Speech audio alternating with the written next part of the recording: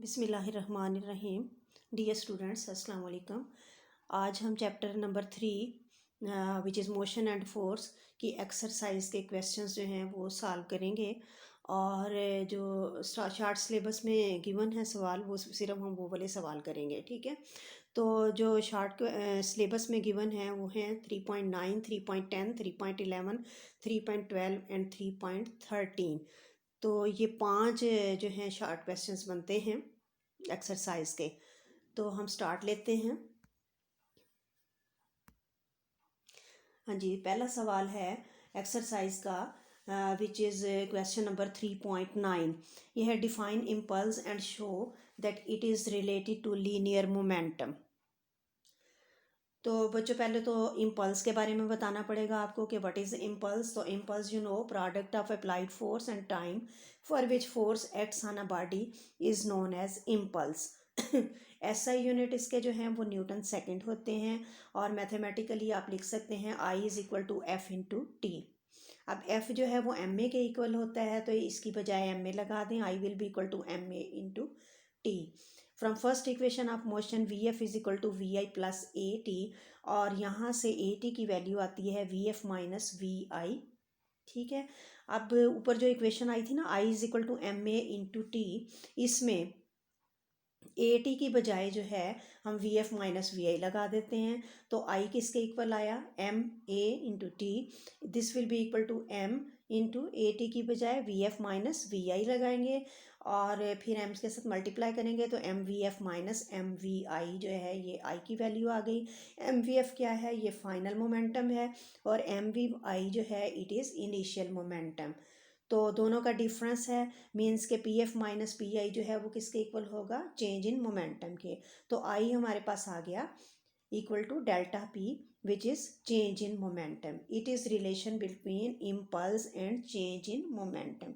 यही कहा था ना उन्होंने कि show that it is related to linear momentum. तो इस तरह से हमने इसको लीनियर मोमेंटम के साथ रिलेट कर दिया है।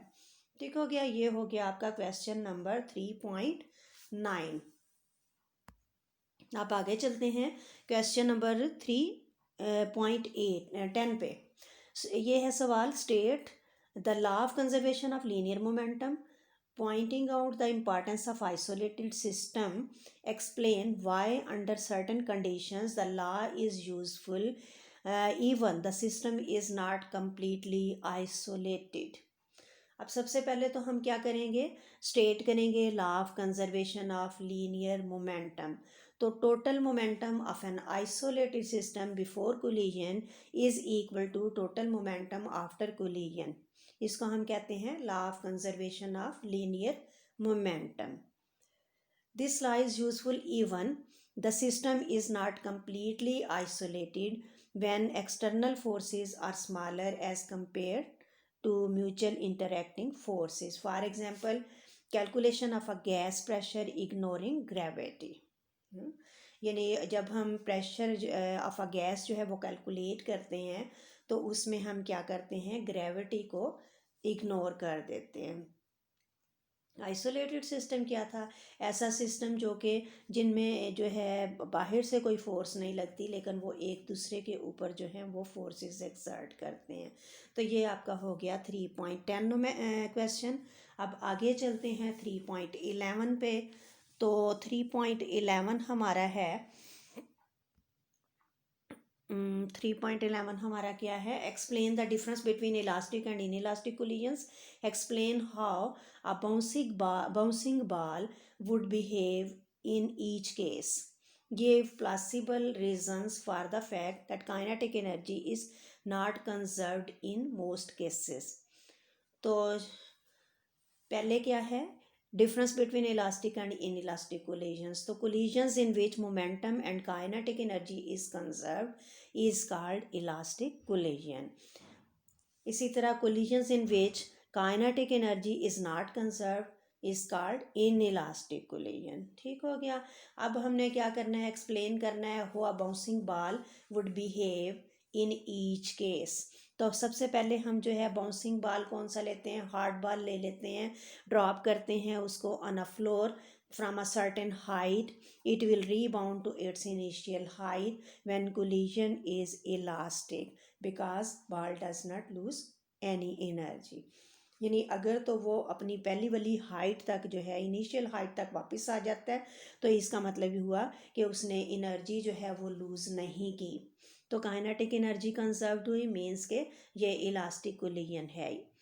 फिर हार्ड बॉल हम लेते हैं, उसको ड्रॉप करते हैं फ्लोर पे फ्रॉम अ सर्टेन हाइट, अगर वो अपनी पहली हाइट पे जो है इनिशियल हाइट पे वो वापस नहीं आता तो इसका मतलब ये हुआ कि ये इन इलास्टिक कोलिजन है, क्योंकि यहाँ पे एनर्जी जो है वो लूज़ हो गई है in the form of sound and heat. ठीक है, आगे उसने कहा है कि give plausible reason for the fact that kinetic energy is not conserved in most cases. तो प्लॉसिबल रीज़न स्टेट करती है कि सम काइनेटिक एनर्जी जो है वो चेंज हो जाती है इनटू हीट एंड साउंड। ठीक है, इसीलिए जो है वो जो काइनेटिक एनर्जी कंजर्व नहीं रहती ना, क्योंकि वो दूसरी फॉर्म्स में कन्वर्ट हो जाती है। तो ये हो गया हमारा 3.11। आगे चलते हैं 3.12 की तरफ। तो 3.12 हमारा जो है क्वेश्चन वो है explain what is meant by projectile motion, derive expression for time of flight, range of projectile, show that range of projectile is maximum when projectile is thrown at an angle of 45 degree with horizontal। तो ये actually आपने जो article हमने जब पढ़ा था तो ये सारी चीज़ें डिस्कस हो चुकी हैं, लेकिन आपके लिए मैं इसको दोबारा कर देती हूँ। तो सबसे पहले जो है प्रोजेक्टाइल मोशन है। तो प्रोजेक्टाइल मोशन क्या होती है? It is two dimensional motion under the action of gravity. ठीक है, there is no change in velocity in horizontal direction, और इट मीन्स कि हॉरिजॉन्टल कंपोनेंट ऑफ वेलोसिटी जो है वो कांस्टेंट रहता है throughout the flight, while vertical component जो है फर्स्ट हाफ में जो है वो रिड्यूस हो जाता है टू ज़ीरो तक, और सेकंड हाफ में जो है वो ज़ीरो से इंक्रीज़ करता है, मैक्सिमम वैल्यू तक चला जाता है जब वो हीट करता है ग्राउंड पे। तो तब उस वक्त जो है जस्ट बिफोर जो है उसकी वैल्यू जो है वो मैक्सिमम होती है। ठीक है, तो ये तो था प्रोजेक्टाइल मोशन क्या होती है। उसके बाद अगला उसने पूछा है कि टाइम ऑफ फ्लाइट जो है वो आपने कैसे निकालना है। तो टाइम ऑफ फ्लाइट निकालने के लिए क्या करते हैं हम कि टाइम ऑफ फ्लाइट होता है it is time taken by the projectile between launching position and landing position. Launching position कौन सी होती है? जहाँ से आप हीट करते हैं प्रोजेक्टाइल को, लॉन्च करते हैं। ठीक है, और जहाँ वो जाके ज़मीन पे लैंड करता है उसको कि लैंडिंग पॉइंट या लैंडिंग पोजीशन कहते हैं। ठीक है, इसको कैसे कैलकुलेट करेंगे? इसमें लिए इक्वेशन हम यूज़ करेंगे s is equal to we i t plus half a t square जो है यूज़ करेंगे। और यहाँ पे डिस्टेंस जो है आपको पता है कि कितना होगा इसमें, यहाँ वर्टिकल कंपोनेंट हम लेंगे। ठीक है, वेलोसिटी का। तो वर्टिकल जो है हाइट जो है वो कितनी है, यहाँ पे s is equal to y is equal to zero लेंगे, क्योंकि जो है हाइट जो है यहाँ पे तो जो है वो ज़ीरो हो जाती है वर्टिकल जो है। ठीक है, इसी तरह वी आई जो है वो वर्टिकल कंपोनेंट वेलोसिटी का वी आई वाई होगा, और वी आई वाई जो है वो किसके इक्वल होता है? वी आई साइन थीटा के इक्वल होता है। ठीक है, और चूंकि ये जो है ग्राउंड से जो है ऊपर की तरफ जा रहा है प्रोजेक्टाइल, तो यहाँ पे जी की वैल्यू जो है वो माइनस जी पुट करेंगे हम। ठीक है, यानी तो ये आ जाएगी y is equal to we i y t minus half g t square. Y की बजाय ज़ीरो लगा लें, zero will be equal to we i, y की बजाय वी आई sine theta into t minus half g t square. तो यहाँ से half g t square एक साइड पे ले आए, this will be equal to we I sine theta t, t दोनों साइड से एक कैंसिल हो जाएगा, और फिर टी जो है वो हमारे पास आएगा two we I sine theta over G. तो ये हमारे पास आ गया टाइम ऑफ फ्लाइट। और हमने क्या निकालनी है? रेंज ऑफ प्रोजेक्टाइल निकालनी है। तो रेंज क्या होती है? It is horizontal distance between point of projection and point of landing. ठीक है, ये कैसे निकालेंगे? इसमें s is equal to we i t plus half a t square जो है ये इक्वेशन ऑफ मोशन लगाएंगे। इसमें एस जो है वो आर के इक्वल है, हॉरिजॉन्टल जो डिस्टेंस जो वो कवर कर रहा है, और ए एक्स जो है वो ज़ीरो के इक्वल है, क्योंकि हॉरिजॉन्टल डायरेक्शन में एक्सीलरेशन ज़ीरो है। ठीक हो गया। एस की बजाय हमने आर पुट कर लेना है और वी आई एक्स की बजाय हमने लगा देना है क्या, वी आई कास थीटा। ठीक है। इसके अलावा टी की वैल्यू जो अभी ऊपर हमने कैलकुलेट की है टाइम ऑफ फ्लाइट, वो वाली वैल्यू यहाँ पे लगाएंगे। तो आर की वैल्यू हमारे पास आएगी v i x into t. V i x की बजाय आएगा वी आई कास थीटा और टी की बजाय आएगा 2 VI sine theta over g. ये वी आई जो है ये मल्टीप्लाई होके वी आई स्केयर हो जाएगा, नीचे जी आ जाएगा, into 2 sine theta cos theta आ जाएगा। ठीक है। अब हमारे पास ट्रिग्नोमेट्रिक रिलेशन है एक, 2 sine theta cos theta is equal to sine 2 theta. तो ये हम जो है इसकी वैल्यू लगा देंगे, R will be equal to we I square over G into sine 2 theta के इक्वल आ जाएगी। तो ये आ गई range which is horizontal distance between point of projection and point of landing. ठीक हो गया। अब हमने ये बताना है कि मैक्सिमम जो है वो रेंज जो है वो उसके लिए क्या कंडीशन होगी। तो मैक्सिमम रेंज तब होगी जब साइन 2 थीटा की वैल्यू जो है वो मैक्सिमम होगी, और साइन 2 थीटा की मैक्सिमम वैल्यू जो है वो 1 के इक्वल होती है। For maximum range sine 2 theta will be equal to 1, means के 2 theta is equal to sine inverse of 1, और साइन इनवर्स ऑफ 1 जो है वो क्या होता है 90 डिग्री, यानी 90 डिग्री का एंगल जो है उसका साइन हमारे पास 1 आता है। तो 2 थीटा हमारे पास 90 आ गया, यहाँ से theta will be equal to 90 degree by 2 equal to 45 degree. तो मैक्सिमम जो रेंज है वो कब आएगी, जब थीटा जो है वो 45 डिग्री का होगा। तो ये हमारा जो है ख़त्म हो गया।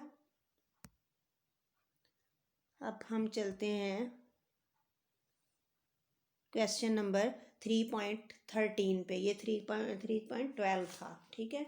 3.13 क्या है, एट वट पॉइंट और points in its path does a projectile have it's minimum speed, its maximum speed. ठीक है। यानी हमने प्रोजेक्टाइल जो है उसके पाथ में बताना है कि मिनिमम स्पीड कहाँ पे होगी और मैक्सिमम स्पीड जो है वो कहाँ पे होगी। ठीक है। तो speed of projectile during its flight जो है वो मैक्सिमम होगी at its launching position and its landing position. ठीक है। जहाँ से लॉन्च कर रहे हैं वहाँ पे भी मैक्सिमम पोजीशन होगी, और जहाँ करके वो लैंड करेगा वहाँ पे भी उस पोजीशन पे भी उसकी मैक्सिमम स्पीड होगी। और speed of projectile during its flight is minimum when it is at a position of maximum height. ठीक है। यानी मैक्सिमम हाइट पे जब रीच करेगा प्रोजेक्टाइल तो उस वक़्त उसकी वेलोसिटी जो है वो या स्पीड जो है वो मिनिमम होगी। तो इट एंड्स योर चैप्टर। आपके जो हैं पांचों के जो थे शॉर्ट क्वेश्चन या एक्सरसाइज के क्वेश्चंस थे वो उनका सोल्यूशन हो गया। तो अब जो है नेक्स्ट जो है एग्जाम्पल्स करेंगे और फिर हम न्यूमेरिकल्स करेंगे अगले 2 लेक्चर्स में।